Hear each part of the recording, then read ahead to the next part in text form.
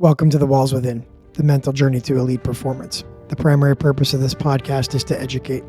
It is intended for private, non-commercial use, and the views presented by your hosts or guests do not reflect on any agency, company, or organization that they work for. Thanks for joining us as we share some thoughts, personal insight, and stories about how to conquer obstacles. We have spent many years working toward our goals with a sense of purpose, but also with multiple stumbles and setbacks. Our failures are due both to our own shortcomings, but also based on external factors outside our control.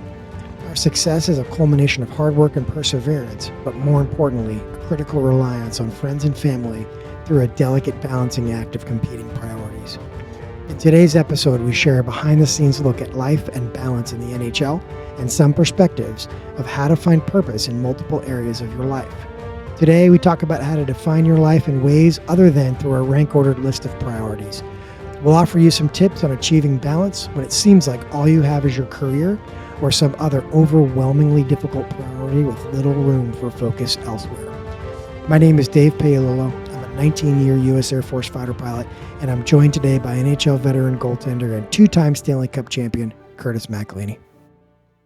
All right, everybody, thanks for joining us for episode 6. We're cruising through the episodes there, and hopefully over episodes 4 and 5, you started to notice something with our format. And what we're trying to do is leave everybody at the end of each episode with some skills and some things that they can do. There are things that Curtis and I have found in our research and things that we think are helpful in adapting this mindset of, how do we continue to strive to aspire to and work toward elite performance in anything that we're doing? And how can we implement some skills to talk about each of the subjects that we're bringing up? So thanks for joining us for episode 6 again. Thanks for all the support. We're growing our listeners again, like I mentioned last time, and I really do appreciate it. So where we left off last time is kind of controlling stress. And we provided everybody 6 steps for leaders. And some of those things that we mentioned included the words balance. So today, without further ado, Curtis and I are going to talk to you about kind of this idea of a balanced life. And I'm an analogies guy. I like to use the analogy. I like to visualize, as we talked about previously, kind of what we're talking about. And I kind of look at it as that scale of justice that everybody's kind of used to seeing. And when you take something off of one side, the other side's going to tip, and you want to try to keep that balanced out. A lot of people talk about pillars and kind of maintaining family and professional and personal and all those things. That's another way to look at it, if that's something that you've heard before. But we're going to talk about balance, and we're going to talk about in our jobs, some are very demanding of our time. And if you're a family person and you have a spouse and children and things like that, then you know that can equally be demanding. And some people have a huge social life, and that's demanding. And so we're going to talk to, leading off where we talked about last time is in this idea of, some personal rules, ways to cope with stress, is achieving balance, right? Because if I'm balanced in my work life, then when I'm home, I'm not stressing about work. And when I'm at work, I'm not stressing about home. And so what we have found is when Curtis and I over the years, and we'll jump into this, when we have immersed ourselves more fully into our work, it can sometimes create stress at home. And so how do we deal through that? How do we cope with that? And how do we handle those kind of situations? So with that, Curtis, any opening comments as we kick this off? Yeah, it's, when I was growing up, hockey was everything. It was my identity. It was my life. It was everything that I wanted to do. And I had one goal, and that was to ultimately make it to the NHL. And, it takes a long time to get there, and there's a lot of years in between there. And, in my freshman year of university, I actually met my wife, Ashley. And so what happened was I learned that balance was one of those tricky things, because my priority had always been hockey. And then all of a sudden I had somebody else come into my life that I cared deeply about and that I wanted to spend a significant amount of time with. And, as the years went by through college, we were together for all 4 years and then got married shortly thereafter. it was about having kids, and what I really envisioned for myself was being able to share that hockey experience with my children.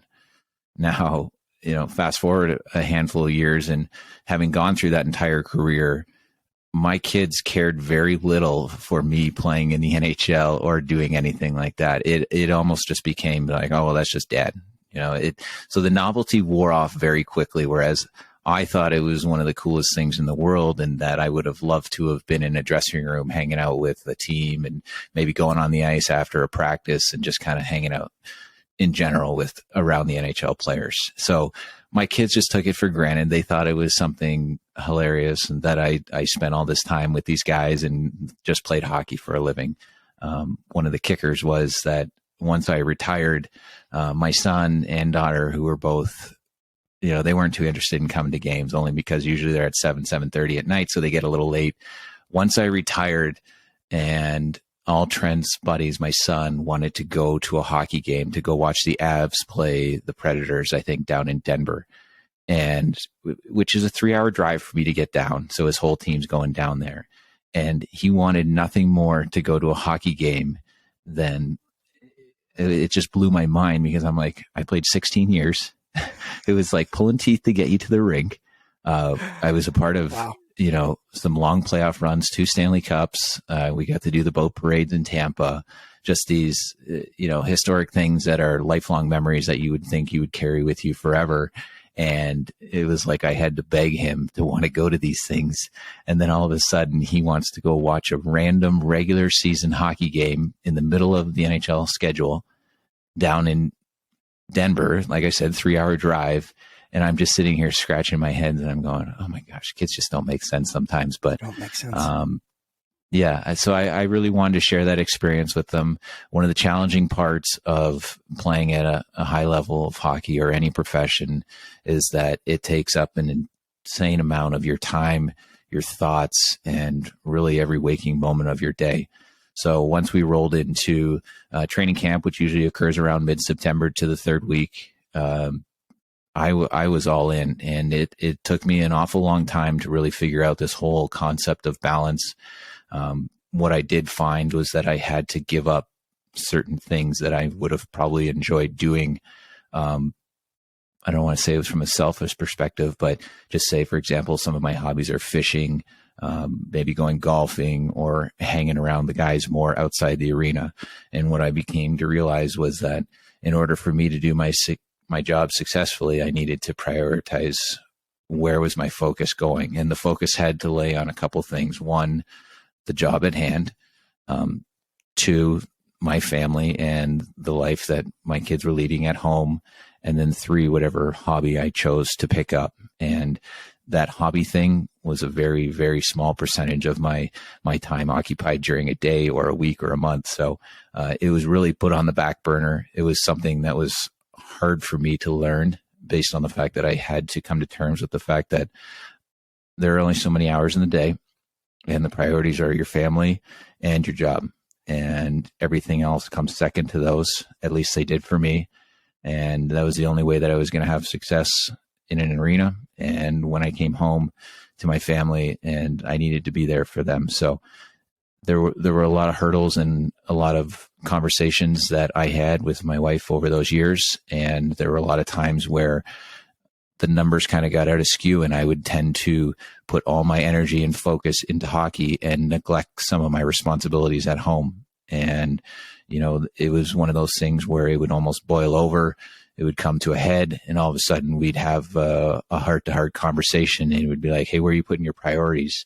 And, a lot of it was dependent on how work was going. And when you're winning hockey games and everything's going well, it's great. And maybe you have a little bit more balance. And then all of a sudden, when things start going south and you start focusing a little harder on the issue in the hockey rink, you tend to take some of your focus away from where it needs to be at home. And so it's this delicate dance that you're doing the whole time. And, sprinkled in there are hopefully some hobbies that can kind of distract you. And we'll dive a little bit more into that as we get further in this podcast. But it was a tricky transition. But once a hockey season starts up, it's essentially game day off from September.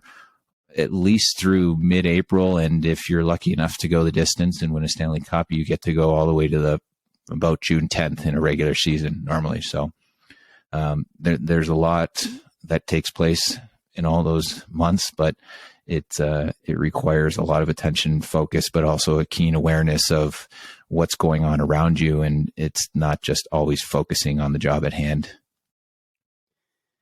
Wow, there's a lot there that jumps out at me that I want to talk to. And the first and foremost is congrats to you and Ashley, and congrats to the fact that she's there with your kids at your retirement, celebrating and happy that you are going to be able to spend more time and balance with them. And to know that you guys started your path in college, like, wow, I was 31 when I met Katie. 31 years old when I met my wife. Okay. I was in no position in college to meet a girl and settle down and know, no, I would have been hard pressed to have 6 months to a year long relationship, let alone as long as you guys have. So it speaks to your maturity, and it's huge. And so I think you've been balancing really well, or she's just an absolute saint to put up with you. I think it's one of those things, like you would say, you're almost blessed in a way, because Ashley ironically lived directly across the hall from my roommate and I, Richard Petio, a good friend. And, you know, we met, I think, about a month into school. And, you know, my sweet pickup line, I believe at the time, was, if you remember those like cameras where you had to like kind of roll the thing at the top to take the next picture, right? And then you had to take it to the camera store to get developed. I asked her if she would come to the hockey game and take photos of me, which I'm nice. Like, I'm not very smooth. So, nice. But what I did realize about Ashley is she's an incredibly responsible person, a very well thought out, good head on her shoulders, and has really been supportive of, you know, that was, if we count the years in university and then professional, that's 20 years of hockey that she's put up with. And, you know, the things, considering the career and how many times I bounced around, a lot of times, as I mentioned in the past, a decision is made. Well, Curtis just packs his hockey bags, a suitcase, and hops on a plane and goes to the next destination, while Ashley's left at home to pick up the pieces, whether that be a move or to just kind of take over and be the single parent at home for whatever length of time that may be. Most of the time she would probably try and travel with me, and there are many instances where we lived in a hotel together, the four of us. But it's not easy, and you need somebody in your life. And what I recognized right away with her was that she was very committed to our relationship. She was very committed to the kids and to making sure that we had success. And she does such a good job of, you know, essentially just kind of smacking me upside the head and be like, hey, smarten up. You're not seeing the big picture right now. You're too narrow-minded, and you've got your horse blinders on. You're just looking at one aspect of your life. And, you know, I'm a pretty stubborn person, a little thick-headed at times, and sometimes I can't really see the bigger picture, but she's always been able to kind of ground me and really bring me back in and help me understand some of the things that I need to put more energy into and focus on. So you touched on something right there that takes me back to an article that we read as we were researching this, and it's by a lady by the name of Liz Mason, and she works for a company called athleteassessments.com, and we found this website and this company that she's the CEO of.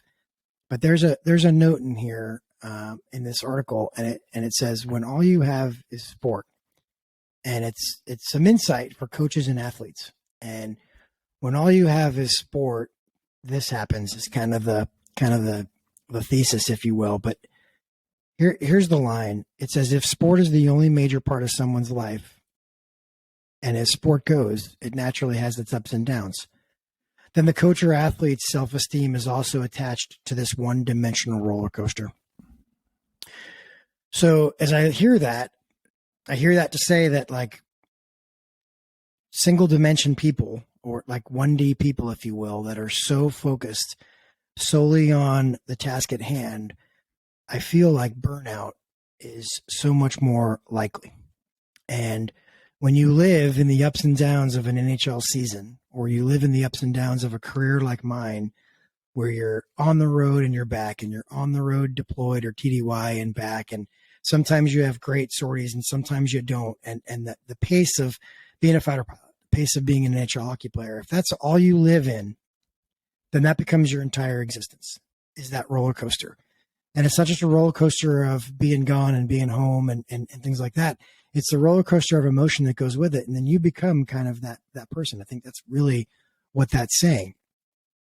But for people that have this ability to value other things in their life, like study, family interests, and time with friends, from the article, there is literally balance between each interest, and their self-esteem is supported through the balance, which means when things, and you touched on it, you talked about it, and that's what Ashley did for you, is when things were going bad, when trades were looming or games were being lost in consecutive runs, she was there to tell you that's a small piece, Curtis, right? Yeah, absolutely. Yeah, go ahead. Oh, I was just, hitting back on that roller coaster. And what's unique for both you and I is the fact that you are sitting a few years from retirement right now in your current profession, this identity as a fighter pilot. I had this identity as an NHL hockey player. And then all of a sudden that identity is gone. Nobody is there anymore. The fans, the people that you were surrounded by for so many years, it's not a part of my identity anymore. What is a part of my identity now is that thankfully I have a family. I have 2 young children. I'm a father, I'm a husband, and that is my identity. And if I were to have stopped playing hockey, I would imagine that the transition would have just been directly into coaching if I was by myself. And the only reason is because it's the only thing I've known.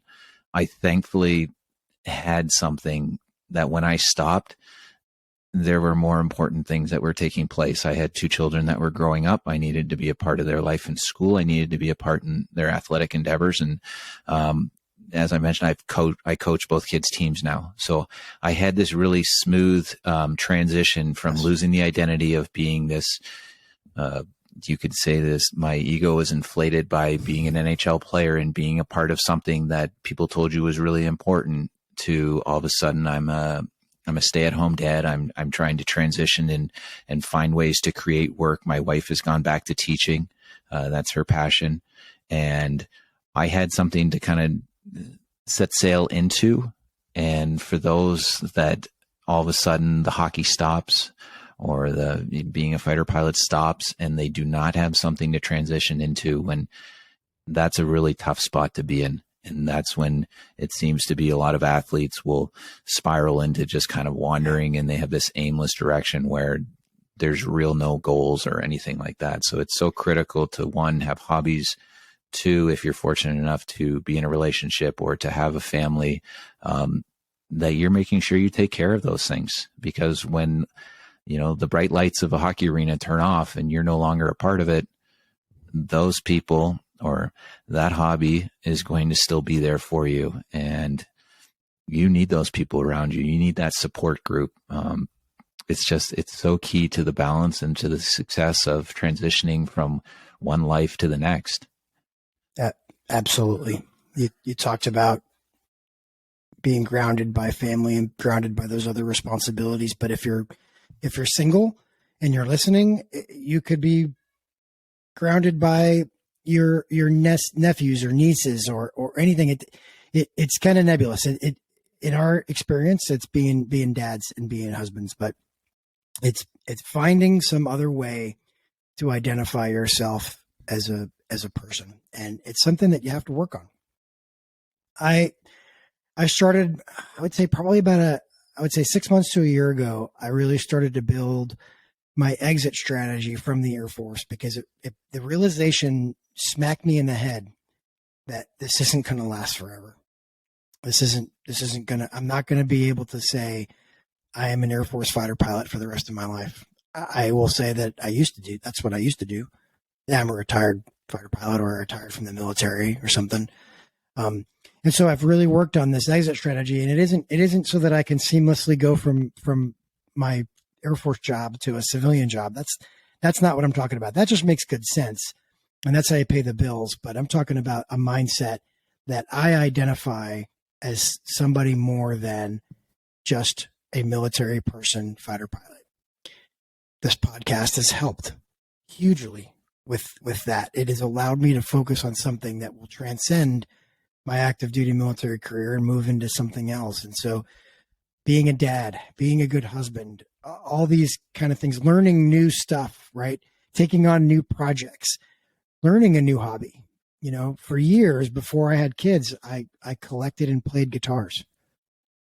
And I had children. And one of the rooms in our old house in North Carolina, that was my guitar room where I had my amps and my guitars hanging on the wall. Well, that became my son's nursery.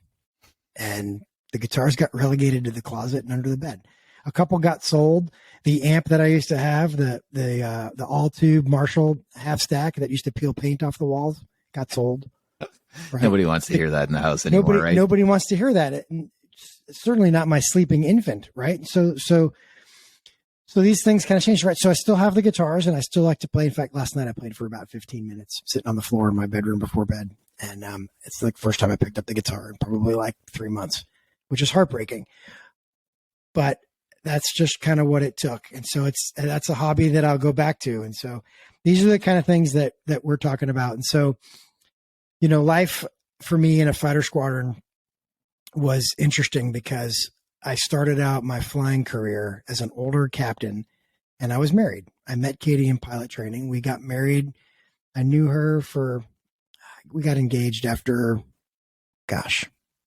we met in August of 2008 and we got engaged in February of 2009. Then we got married in May of 2009. So it was really fast. I knew. I think she had doubts. She probably still does. But I knew that she was the girl that I wanted to spend the rest of my life with. And things happened kind of quick. And we got married at 31. And I will tell you, so I entered the fighter pilot career as a married person, but I worked with a lot of guys that were single.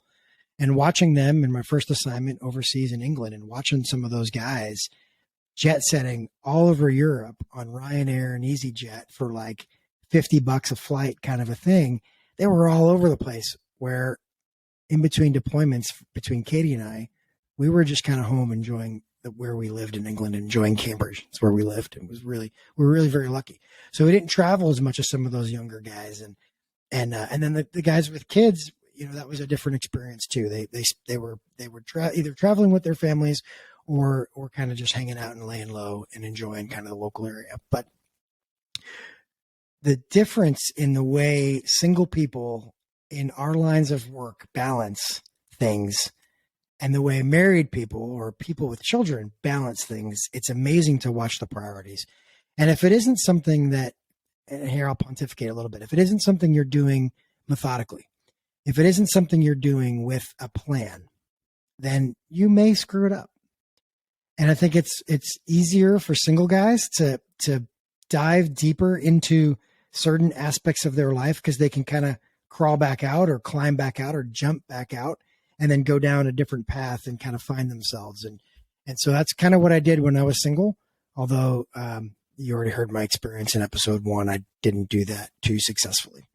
But I think married people have to be more deliberate, right? If you want to be a good husband or a good wife or a good dad or a good mom, I think you got to be more deliberate about that. So, Curtis, one of the things I wanted to pick your brain about was life on the road in the NHL and your experience of observing some of the older hats in the league that were married with kids and the younger rookies and how life on the road was like. And then if you could even talk about your experience in the bubble, because I kind of liken that bubble experience to what it would feel like on a combat deployment with me and the fighter squadron. And so I know the people listening are probably like, oh yeah, I'm glad we're going to talk about this because I'm curious and I know a lot of people probably are. Yeah. So when I first broke into the league, this, I think 07, 08, 08, 09 area time frame, a lot of the guys were still in their 30s. That was the trend. You held on to older players. You wanted the veteran players in the league. So I came in, I was 24. And so I was the young guy on the team. And there weren't a lot of young guys. I think Dion Phaneuf may have been the up and coming high end defenseman back then with the Calgary Flames. So It dates quite a bit, but the majority of the older guys all had families. That was their priority. That was kind of where they put their focus and emphasis. So when there's not a lot of young guys on the team, you don't really know who to hang out. Plus, I was also still in that relationship with Ashley, obviously. And so that was a focus for mine as well. Now, as fast forwarded 10 years and the league has drastically changed where it's all kids in their 20s to 25 and you're in your 30s with a wife and 2 children, a dog and a couple of cats rolling around at home. So you're at such a different stage in your life. But I think the emphasis when you go on the road, the big thing is everybody wants to go out to dinner. You have your little cliques and groups and everybody goes anywhere from like there's 2 to 6, 7, 8 guys that will go out to dinner together. And, it's one of those bonding moments that you don't necessarily get at home. At least for me, it was an opportunity to kind of get to hang out with those guys because when I was in my home city, I was always just going home immediately after I was done practice or a game or anything like that. I'd just squirrel away back home and spend as much time with everyone at home. And so when you go out on the road, it's like, all right, well, let's go out and let's go have a nice dinner together. Let's spend the night before a game. Usually you get in around 5:00 and then you meet up, everybody texts and you go out for your team meal and hang out for a little bit. Some guys would go hang out in the room later than that. If they brought their video game system, the kids all get on there and play video games. Not my scene, but, and then the next day, it's a game and you have your morning skate, you have your meal, nap, game, and directly after the game, you're hopping on a plane and going to the next destination, whether that's home or to another city. So it moves pretty quick.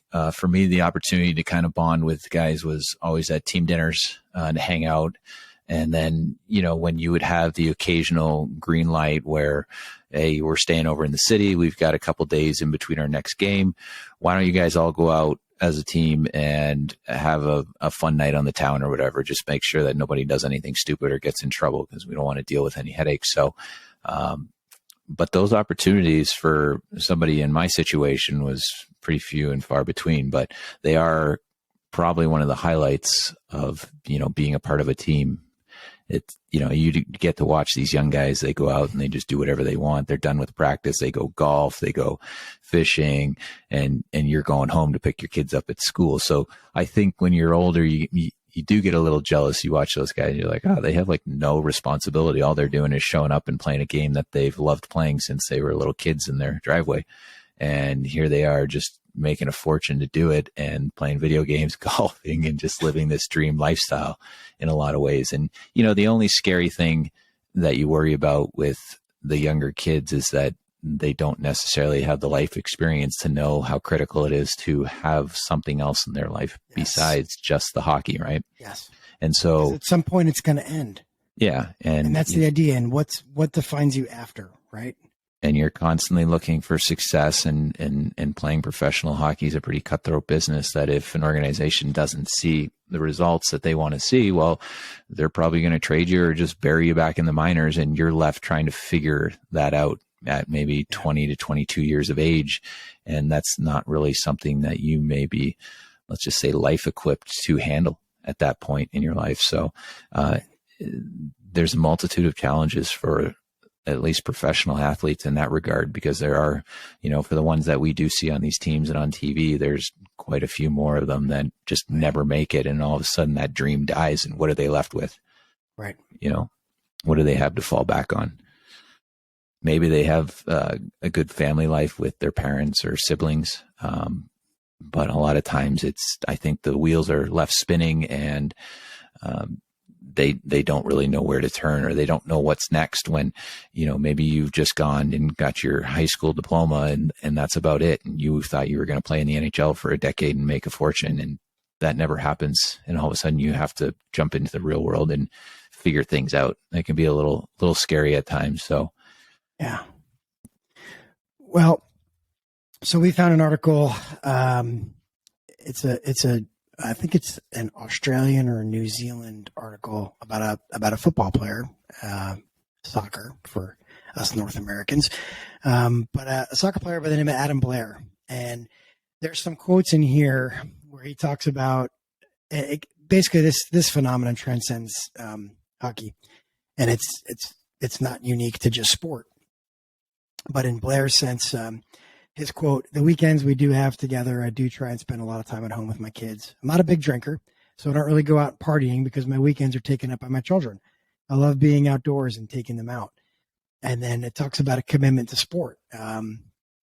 Vodafone Warriors forward, Adam Blair, says, as you get older, you understand how the body works and what it takes and what you need to do so you understand what's good for you and what's not. And so what I think this idea of balance, it talks about the maturity of getting older, and you learn how to kind of stay on top of your game. If you're one of the lucky ones that can have some staying power in whatever league or level you're playing at, you kind of figure out, hey, this is what I have to do to balance, and you become more efficient at it. Right. And so, the guys that get to just kind of do what they want and they have more time, they get to be a little bit more haphazard in their approach. They're more flexible with when they get their workouts in. They're more flexible with where and how they get their free time and things that they need to do for their own brain to kind of reset. And so they get to kind of explore the space, if you will, and really build what works for them when they're young. People that have those family responsibilities hopefully have learned those skills. So my challenge to anybody listening is, hey, look, if you know you're in a place in your life where you have less responsibility, take advantage of figuring out how you work and when is the best time for you to work out. When is the best time for you to have free time? What is the best activity that you can do to reset? Because if you build that plan now, then the beauty is when you're filled with all these other responsibilities, you know what kind of works for you. And so I think his point in that is you get more efficient as you get older at training. One, because you just can't train all the time because you'll burn out or you'll hurt yourself or your muscles and bones just can't take it anymore.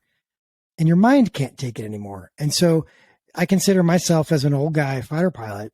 I cannot put in the hours in the vault studying the way I did when I was a captain. And I showed up even late to the fight in my career, as a 30-year-old captain. I was already a little bit behind my prime as compared to my peers. So I had to kind of figure that out pretty early on as well. And I think it's really important to understand that kind of phenomenon of like, you've got to figure out how to balance your life when it's less important, because I've watched folks fail at this. And I've been to Air Force retirements where I knew guys through their whole careers that were married with kids, show up at their retirement at the end of 20 years, and the Air Force celebrates you and provides you a shadow box and a flag and says, thanks for your service.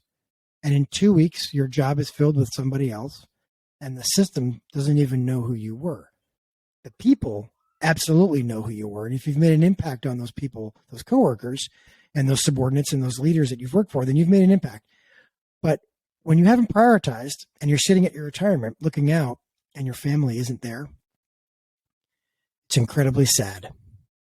And I've seen it more than once. And it's heartbreaking. It's heartbreaking to think of the demands of careers like yours and careers like mine, where families don't stick around, and the impact it has on spouses, the impact it has on children, the impact those highly demanding careers kind of have. It's tough. So I would just say, when you've got the space and the time, build that plan and figure out how to set this balance in your life. If I could wrap it up like that. Yeah, Dave, I think one of the things that I realized, and it was probably for me in my late 20s, that one of the most rewarding things that I found for my hockey career wasn't necessarily actually in the playing of games and the wins and losses. It was and we mentioned this earlier in the series, it's the value that I brought to others. And by that, I mean, you're forging relationships with others, you're having conversations, you're getting to know people. And once I started kind of really putting the emphasis there, it was almost as though the on-ice production seemed to get better.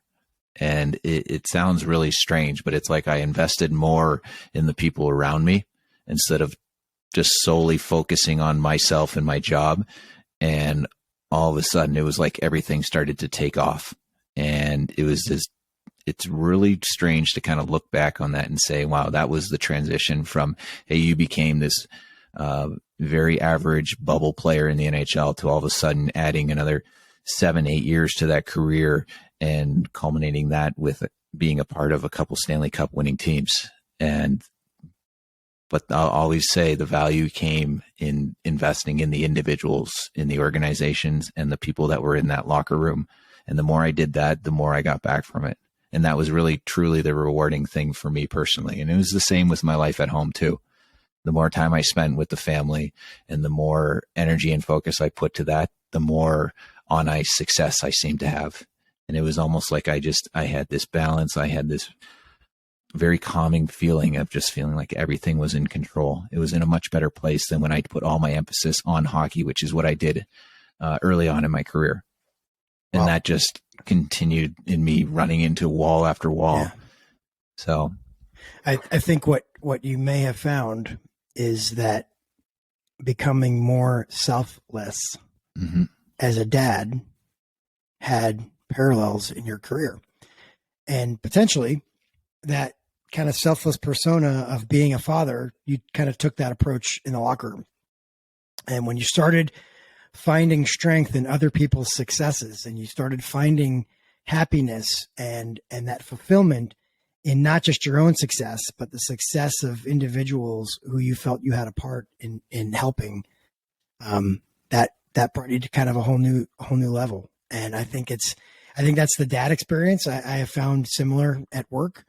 I try not to talk to people at work like children, but if you talk to them like your kids, it's different. It's not the same thing. And there's a semantic difference there. But if you try to talk to them with that caring and nurturing feeling of, hey, you know what? I've experienced this. You're a younger guy kind of finding your way. Let me try to present this in a way that can be helpful. It kind of takes things to a whole nother level. So, I think the beauty of that too is, at least from what I experience, is that younger players in the hockey world really appreciate that. It's like being taken under a wing and knowing that, hey, this older individual who's been around for a long time, that may be a key part of the team, cares about me and wants me to succeed. I'm going to do whatever I can to help him out because he's going to invest in me. I'm going to make sure I pay it forward too. So, awesome. It's all about building that team, that camaraderie, when you're in a group setting like that. Yeah.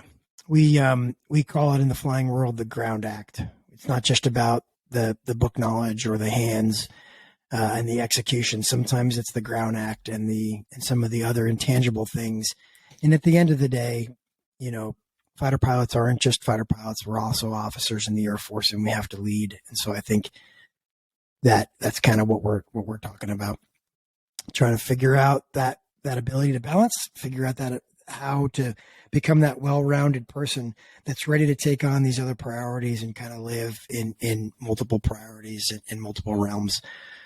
So with that being said, as we've kind of promised as kind of our format here, we're going to try to give anybody still listening kind of the keys to the castle, if you will. And so one of the things that we found in this article of When All You Have Is Sport by Liz Mason, which huge shout out. I think that this is worth looking at. We'll throw the link up. By the way, if you're looking for the links, I'm in the process of converting them over to our Instagram on a link tree. And if you go into the link tree, you're going to find not only the link to our website, but also the links of each episode that we talk about. And it'll just be cataloged. It'll say E2, E5, and then episode 5. All the links will be listed there. And so that's kind of the new way I'm going to get those out there. But let me introduce you to the 5 steps, and it's 5 recommendations for balancing when all you have is sport. Frankly, you could line through the word sport and put a blank there, and it could be 5 recommendations for balancing when all you have is X, Y, or Z. When all you have is your career, when all you have is, your home life, or, and kind of think, hey, I want to perform at an elite level in anything I'm doing. How do I do that? And so we'll jump into these, and I'm going to read each one, and then Curtis and I will kind of go back and forth a little bit on our thoughts and kind of what we think it means.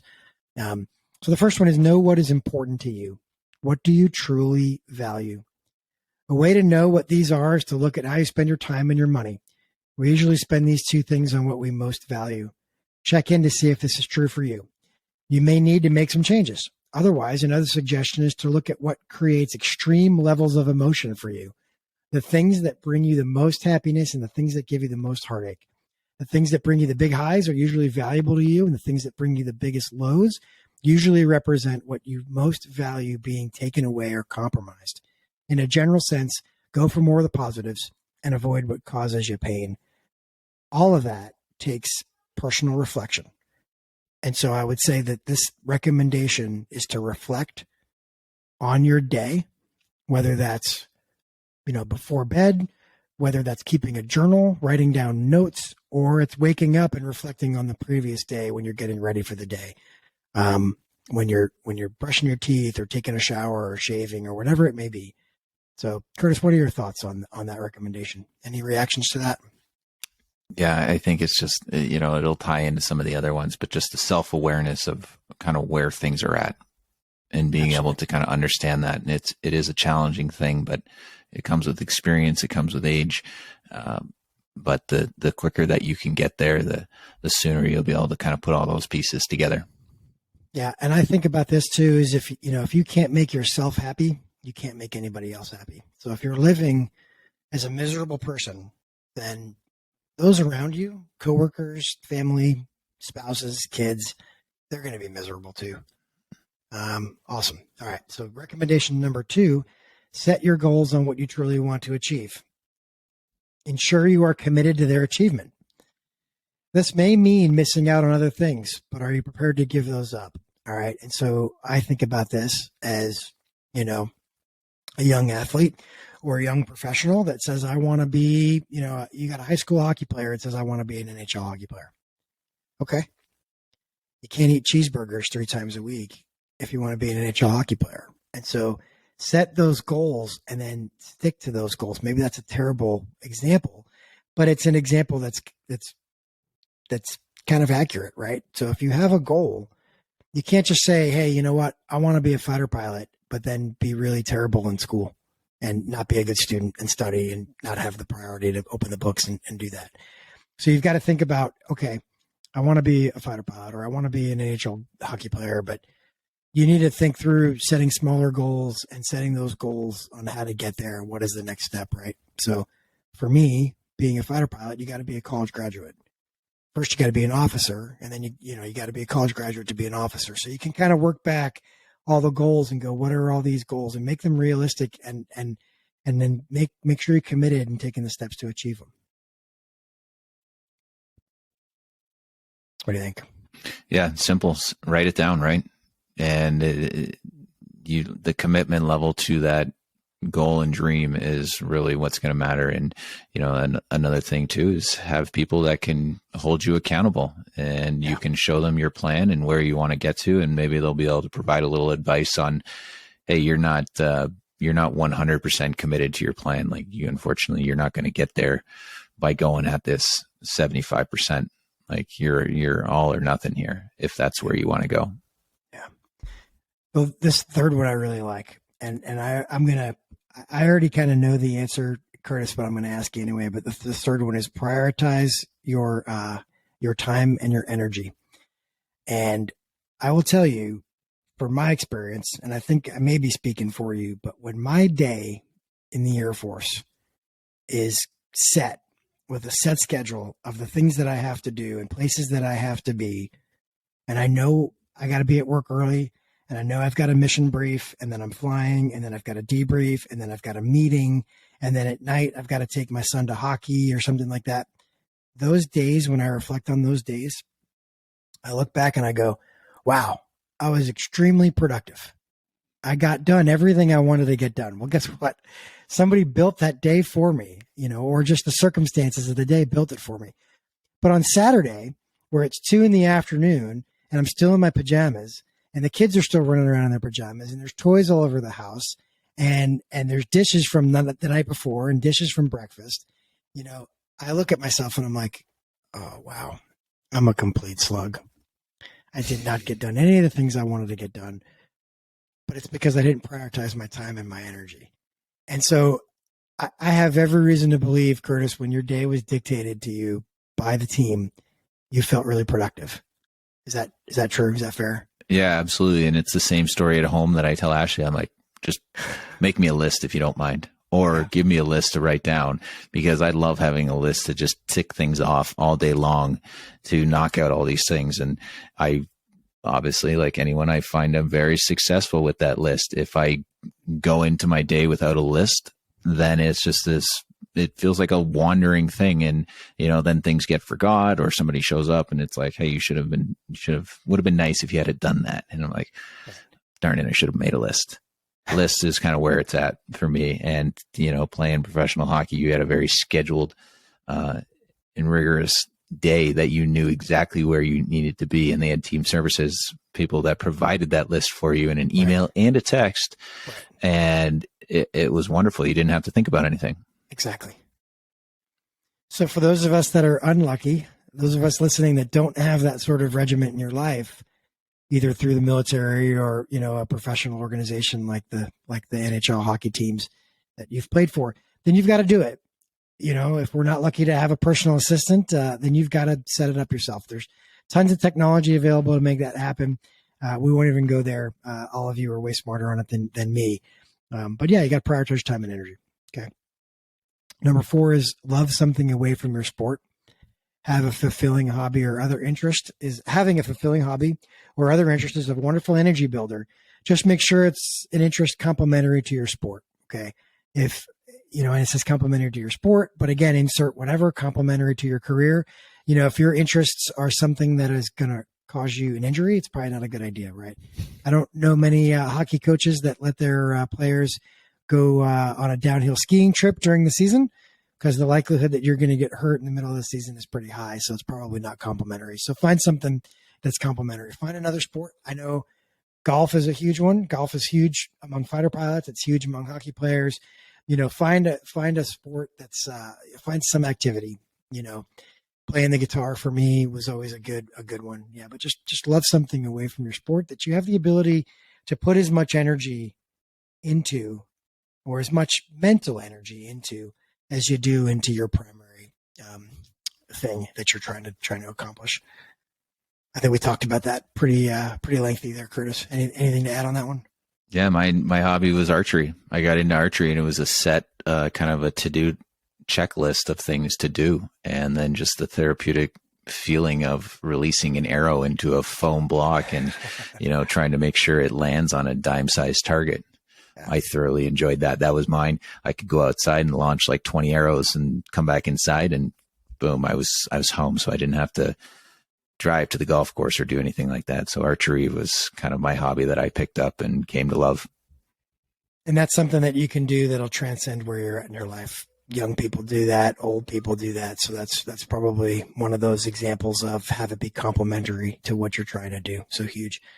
And then number 5, understand your stress levels and learn to diagnose when you are pushing too hard. Take time to recharge.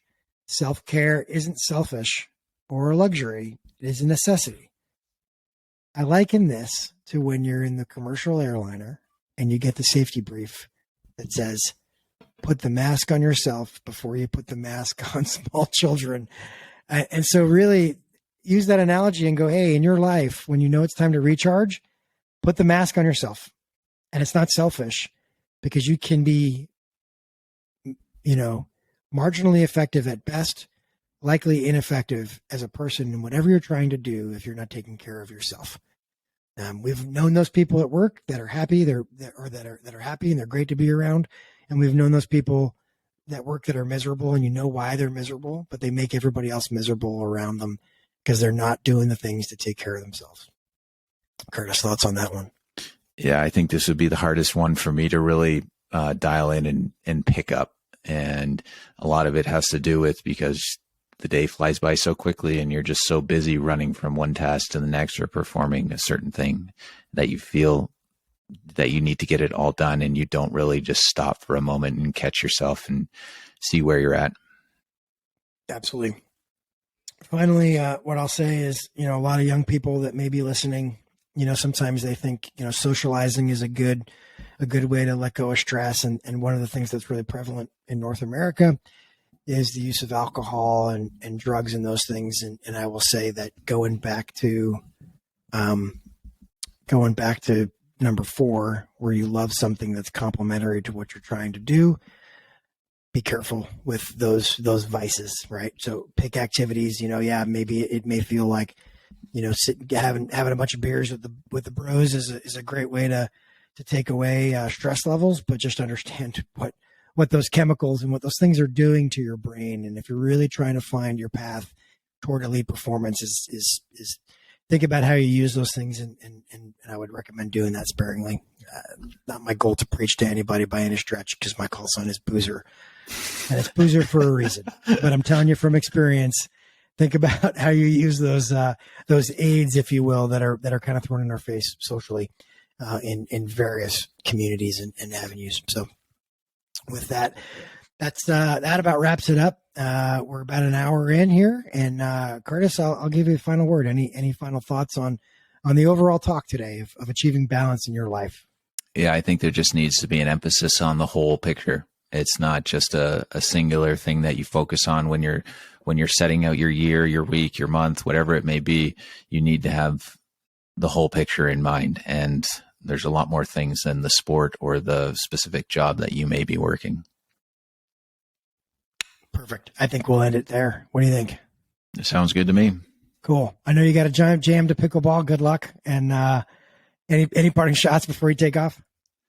No, I hope I bring my A game right now. Otherwise, someone's going to give me a hard time about it. So I better bounce. You got to prioritize your life, man. All right. I'll let you bounce. See ya. We'll talk more later. Yeah. Cheers.